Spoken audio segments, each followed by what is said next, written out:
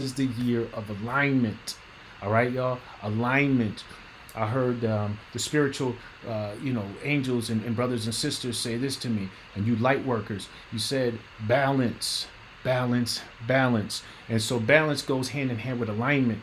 So this is the year of balance. For me personally, what does that mean? That means that everything's going to come together, right?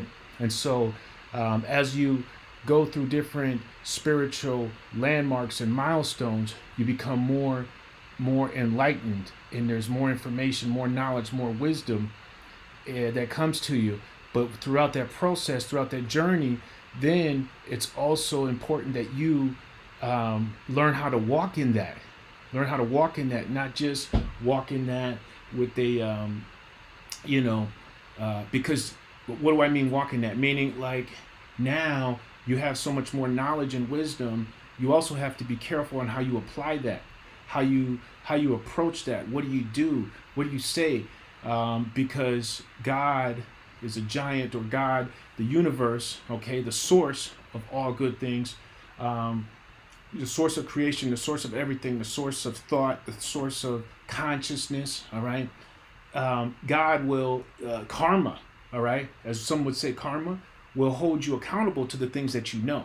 Right. So based on what you know today, not what you knew then. Right. So example, when you were a child, right? I heard one of the ancient theologians say, when I was a child, I spoke as a child, but when I became a man, I put away childish things, right? So when you were younger, you thought as a child, well, that's what we do in our spiritual walk, right? Compared to where we are today, right? 5 years ago, you're much further ahead. Yeah. Well, there's more blessings that comes with that. There's more rewards. And also on the flip side, you always got to look at the flip side. There is also more accountability. So there also could be more consequences. Okay. Not necessarily more consequences, but the things that we do could have a greater effect on us than we initially done. So example, let's say you're in the dating game, and you used to be able to, when you were 15, 16, 17, 18, 19, 20, whatever, you used to tell a lot of lies, and you'd have 5 or 6 boyfriends or 5 or 6 girlfriends, whatever you got going on. And as the older you get, you realized that, okay, you stopped, you became more spiritually enlightened, and you just stopped doing that. And you were like, you just looked at it and you're like, man, I'm hurting people's feelings. And even if they didn't find out, I'm not giving them the best of me. And you just like, something in you changed, and maybe someone hurt you. Maybe you went through some hurt, because that's typically how we get through the biggest of our spiritual journeys, or like the spiritual breakthroughs. Really, they come through like a lot of times big successes and big hurts. Okay, so and for me, it's always when the mirror happens. Meaning, when you were a player, right, and you had 4 or 5 boyfriends or girlfriends, whatever you had going on. Now you fall in love with someone, and now they're a player. And now you got to feel that. And it's the mirror effect. So now you get to see yourself, and you get to compare you that day to the old you, or what you did to others, and you didn't like that feeling. And that forever changed you. You're like, you know what, I'm not doing this anymore. Because now you got to see what the other people that you put through that, right? And so once you tasted that, you felt that, you're like, what? And what does it do? They have this old show called Scared Straight, right? It scares you straight. You're like, man, I am never, ever in my life doing that again.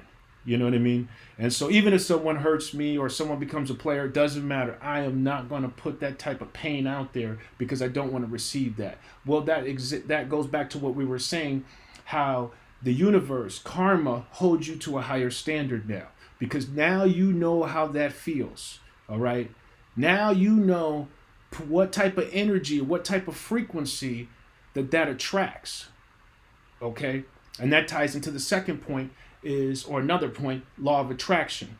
All right? See, karma, law of attraction, reaping what you sow, they all go hand in hand. It's all connected. This is why we can, when you say who's God, God is not just in one book. All right? So like, example, I got the Bible right here, the King James Bible right here. But all you need to know about God is not just in this book. All right. So now that doesn't mean that if you only read that book searching for God that you can go wrong. No, I'm not telling you to do that. Okay. I'm not saying read just this book or that book or read any of these books. All right. The point though is I got the Kabbalah up there behind me, right up top there if you can see it. Yep. So we got the Kabbalah. There's so many other ways. There's the Quran, the Holy Quran, Hinduism, the Gitas, heartfulness meditation or Saj Maharsh system there. Shout out to my guy Paul Romano, who actually put me onto that. I was always into, actually personally, when I was studying different religions, trying to get like the, when I was searching for like the most pure religion, I had to tell you like Sai Baba Gita or Hinduism, to me, is one of the most pure religions out there. Now, I know for us Westerners, I'm not saying that it's above Christianity or below, but I'm also not saying that Christianity is above or below any other religions, all right? Because there's certain things that we really learn, and that's from the heart, all right? It really is so simplified. It's all about love from the heart and compassion and generating, just doing unto others as you would want done unto you, yeah? And so I don't know why this is turning preachy, because we're definitely not trying to do that. But we do want to just, because someone said, well, what is God or who is God? And, back in the days, in the ancient antiquity, as you can see right here, gods were plural, right? And so as you can see, we got the, Egyptian, they would have many different gods, as well as in times of the Grecians as well. And so, and even there's certain references in the Bible of God, being what we would call part of a pantheon, okay? And a pantheon means a plethora of gods, where there is no one ruling God alone. And actually, when you pay attention to the Bible, it's almost like they kind of hint at that, but they don't come out and say it, because you got God, who's like the Most High Father, right? But then you have his angels, all right? And when you understand how the angelic tree breaks down, there's 4 different types of angels: the seraphim, cherubim, etc. I don't know off the top of my head, but there's 4 different types of angels: thrones, principalities, etc. There's so many. I think there's 8 or 9. My apologies. Anyway, point though is it's almost like a pantheon, because the archangel Michael takes care of this, the other angel does that, and even when you go into Genesis, it says, right, Genesis 1 or so, it says, Genesis chapter 1, it says, whenever they made man, excuse me. But in Genesis, they said, let us make man in our image. Okay. And so, as you can know, that's, again, I am not trying to tell you something that's heresy or blasphemous. Okay. So I'm not sitting there trying to convert anyone to any type of other belief or anything like that. All right. I'm just trying to give you more of an understanding, more of a universal understanding approach when you approach God. So therefore you can kind of, just grasp a little bit more spiritual teachings. All right. That's it. So based on where we are. All right. And again, and I also am convinced that God would actually have a bunch of different titles. Right. So if God is as old as the oldest human being, well, and God is, throughout many different believers and many different backgrounds, well, God wouldn't just be called by, one title or name, right? It could be Shiva, Brahma, Vishnu, right? Even in Hinduism, they got Shiva, Brahma, Vishnu. You got the destroyer, you have the curator or the sustainer, and then you have the bringer of life and fortune, etc. So, forgive me if I misquoted all that. But anyway, the point I'm trying to get to is really understanding that God is more about, and also God said you can be God too. That's something that's that's also in the Christian Bible. It says you can be God, we can be God, right?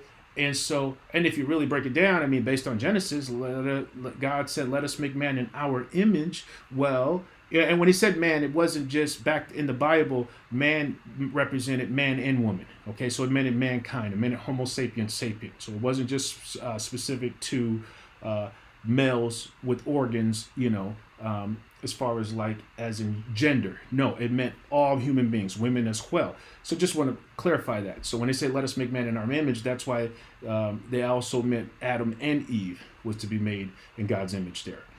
And so just keeping that and keeping it on that frequency there, God also it could be an alien or almost would be similar to an alien there. So when you take the Anunnaki for example, have you ever heard of that? Let's just take a look at that. All right.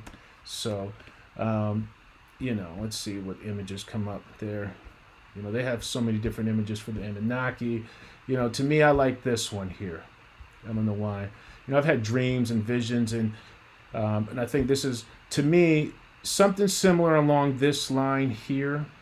Now, of course, they would have different ones, but, if I had visions there, all right, and I'm just going to keep it real with y'all. From the visions I've had, like, it looks similar to this type of being here.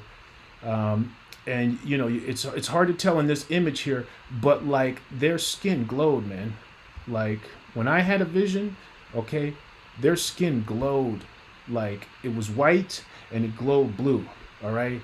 Like it was like a luminescence coming off of it, almost like, and excuse me if the camera, not the camera, but because the fan is on, and so if it's picking up chatter from my, my microphone, yeah, my computer fan is on, and so it just might be picking up chatter.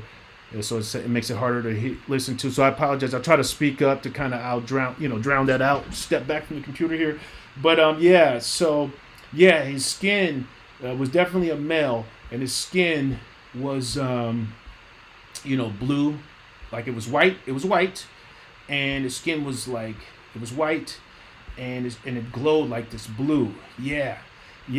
And see, and there was two visions I've had. I had one with long hair. Okay, and it was white blonde like that. Yep, that's very similar. Yep, and this one definitely looks female. But here's the thing. So, yep, there was female, and then there was one that was bald.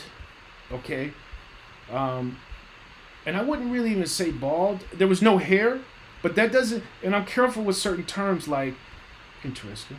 And the reason why I don't like to say bald because it's different with them.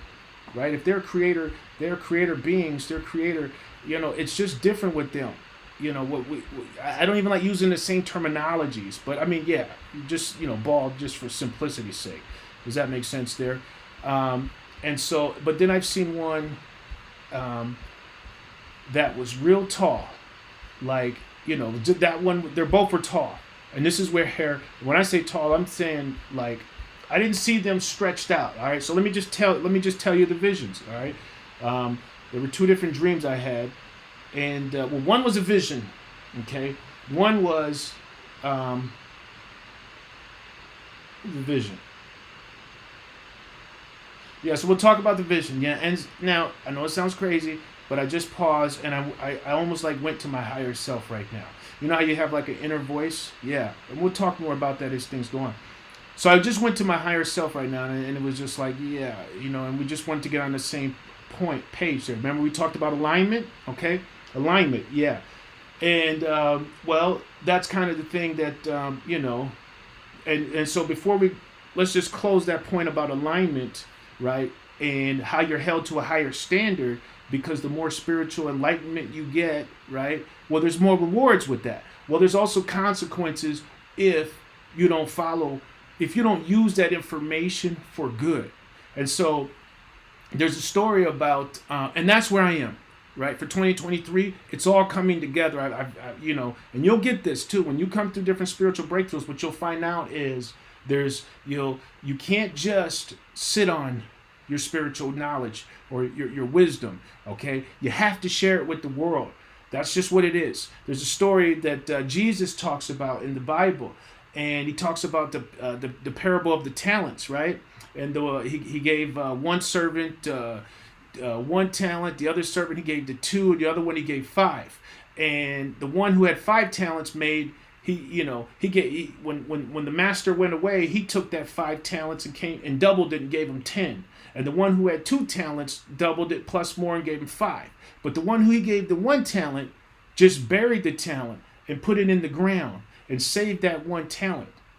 And this now he still gave him back what he gave him, but out of all those other servants, that one got cursed the most, because it was like the master was saying, when I give you a talent, you're supposed to use that, okay, and make more with it. Meaning, take what I give you, all right, don't bury that talent, give it to the world. And yes, you'll profit from it, but I didn't give it to you for you to just bury and hide my talent. And so it was like the master was saying, I'm a shrewd man. I'm very serious about business, and I'm very serious about sharing the compassion and the knowledge that I give you. Don't bury that talent, okay? That is the worst thing you can do. You would have been better off had I not given you a talent, okay? But now I gave you a talent and you just buried it. He was like, you're so wicked. That's what it says in the scripture there. It says, you wicked and slothful servant. That's what he called them. Wicked and slothful. And let me tell you something. In antiquity, and even to this day, think about it. What is one of the worst labels you can get? Is being called lazy, right? Now, we're not talking about having certain seasons in life where you're lazy or you're stint. No, we're talking about like your entire life be labeled as a lazy person. Imagine that. I mean, that's a loser, right? That's a derelict, a loser, a hypocrite. Like the worst thing that you can really be, not talking about like, certain, you're in school and you're lazy today and blah, blah, blah. No, we're talking like your entire life. This is what you're known for, to be lazy.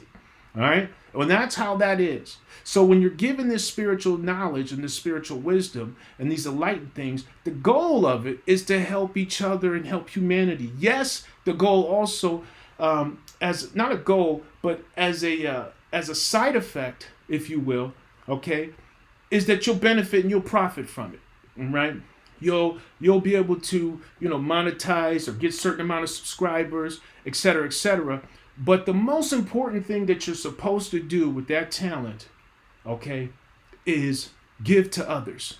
Explain to others how you got there. Explain to others so they can see. Give others those nuggets that you have. Tell the story, right? Share with them, all right? Go and find a way. And what happens is, and this is the point. So that same master, when those servants who did multiply their talent and make more, okay, he wind up blessing them with almost like 100-fold than what they already got. So the point so not only did they make more, like the one who made he gave 5, he made 10, and the other one he gave to 2, he made 5. Not only did they get gifted that, they didn't even know that they were going to get gifted that. He just told them to go out there and hold these until I get back, right? And so they had enough wherewithal, they had enough sense to go out there and multiply it. Well, what happened is they got blessed more by the master. The master actually gave them more. And that was the moral of the story. It was not just much who's given, much is required, okay? Also, if you do more with the much that you do have, you'll get more back, okay? Because this activates another law, and that's the law of attraction. All right. You ever wonder why certain people seem to be more luckier than others, or more blessed than others, or seem to find, they could just never do anything wrong? You start seeing these top YouTubers like Mr. Beast, one of my personal favorites, between Mr. Beast, Tom Bilyeu, and Patrick Bet David. All right. Just to name a few. Okay. Eric Thomas, E.T., the hip hop preacher. But you ever wonder why? Yeah, E.T. is my guy. But you ever wonder why they always get more, and it's like they get rich and things are well, and subs are just falling out the yin-yang? Because they're actually giving you and I their nuggets of what they do daily. I mean, I'm actually a member of Tom Bilyeu's his IT course. Anyway, so I'm a member, and so I pay the subscription fee. and whatever it is a month, and it's just like I'm like, dude, like you don't understand. You get like personal one-on-ones. You know, I mean, it's in a group of people, but you know, the point is like you can ask Tom Bilyeu a freaking personal question on Monday on a live virtual session. Like what? That's unheard of. That's freaking unheard of. But the point is he's actually giving us nuggets, and he's answering people's questions about businesses and stuff like that, like or partners and who should they do this with or do cut tie. The point is they're giving back to us. They're giving back to the world. All right, and a lot of people say, well, you know, give me money. No, there's more. There's greater things than just money, because it's even a story. It's an ancient proverb, right? Ancient Asian proverb where they said if you give a man fish, he's got food for a day. But if you teach him how to fish, he's got food for life, because you can go out there and make it happen for yourself. Yeah? And so this is what, you know, the greats know. And it's just a simple principle, but also it does what? It unlocks the law of attraction. Now, okay, more always is attracted to more. All right? It's always going to be attracted to more, and less is always going to be attracted to less, right? You ever wonder why stress will always attract more stress? Depression's always going to attract more depression, okay? Being angry is only going to attract more anger. You know what I mean? If you ever just thought about things that piss you off, then you could come up with a whole bunch of things that piss you off, and then come to find out everything effing pisses you off, right? Conversely, if you think about things that are funny, you start to laugh. You ever have one of those days or know someone who has, where they're just laughing, you know, they're just giggling. And do that. Try that once. Just fake laugh. Do that. When's the last time you fake laugh for no reason? Just do it. Do it on demand. Let me see if I can try that now.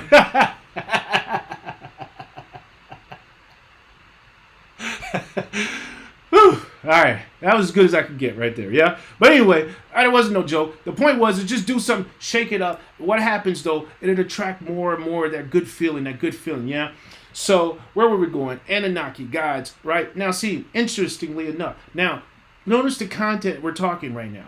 Notice my level, just me bringing up God, bringing up the universe, talking about alien beings, talking about increased humanity, talking about love and spirituality from a great, you know, just in a compassionate way. Like, notice how the frequency is up, right? You should start to feel something as well. Typically, you should feel something there. It shouldn't just be, but you know what we don't do enough? Pay attention to how you feel, all right? Pay attention to that feeling there. Pay attention to how you feel. Example, I was watching something about some trial. And, okay, I'll tell you, it's the truth. Yeah.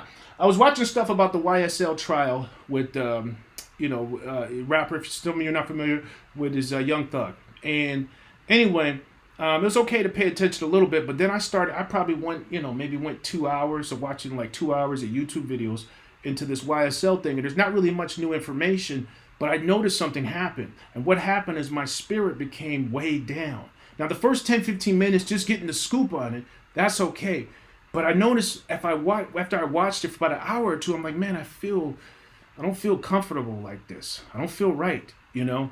Why? Because I'm watching a story, no matter how it goes, there's a lot of murder in it, and then there's young men going to be spending their facing life in prison, okay? Regardless of who's this or who's that, it's like, and that just doesn't sit well with me, right? I'm not saying that I'm passing judgment on anyone in that. No, it has nothing to do with that. It's just depressing. You know what I mean? It sucks. It's one of those stories. Things happen regardless. I'm not getting into who's guilty or who's not. I'm not even getting into that. My point was, it's just watching this at that frequency. It brought my but the cool thing was I paid attention to how I feel. I'm like, wait a minute. And then I had to catch myself. And I'm like, okay, it's time to stop watching this now. I've seen enough, right? And now, here's what's interesting. What happens, though, is when we do that, we don't actually want to watch something that changes our vibration. You ever notice that? When you watch something that brings your frequency down or puts you in a certain state of, close to a depression or a stress state, and what happens is we don't want to watch something that's happy-go-lucky. Example, if you went through a breakup, you don't want to watch TV where there's happy relationships, right? You just don't want to watch that. Because why? I don't know. You just don't want to see nothing happy. Because you don't want to see that there's good relationships and people could be happy together. No, I don't want to see that right now. All right, I want to see people being unhappy and being negative and blah blah blah. Right, and so, but that's probably exactly what you should do. Right, the number one thing we probably should do is watch things that's going to feed us positivity. Okay, positivity specifically. But the worst thing you can do is don't watch things that's bringing you down. All right. So sounds simple, but it's not easy. It's not easy. It's not. So I don't blame you. So let's talk about this here. All right. Actually, we're going to close this out now. I think this is a pretty solid video. We're not going to get too long-winded on you. And then we're going to come back with some good stuff there. Y'all let me know. Drop some comments there in the down here in the description box. Please like, share, subscribe. Let me know. And we got so much there. Let me, let's go ahead and see where you guys are at with this. All right, y'all. Appreciate y'all. Have a happy new year. And and I'd like to thank the source of all things, the universe. And just a quick meditative moment of prayer. I'd like to thank the source of all things, the universe. And appreciate you. All right. I'm grateful for you. All right. Y'all have a great day now. Peace.